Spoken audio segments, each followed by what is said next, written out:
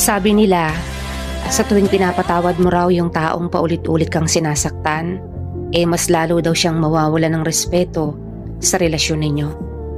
Para sa akin may point naman ito. Kasi pansin mo naman siguro na sa tuwing pinapatawad mo yung tao, imbes na magbago, inuulit-ulit niya pa rin yung mga bagay na ikakasakit mo or dahilan para mag-away kayo.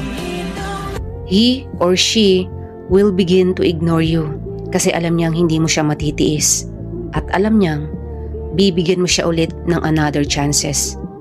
Hindi siya natatakot na mawala ka kasi alam niyang hindi mo naman kayang bumitaw sa relasyon ninyo.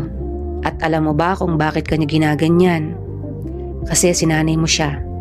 Naging komportable siya sa mali dahil palagi mong pinapatawad at tinotolerate mo pa. Nawala na yung respeto sa'yo.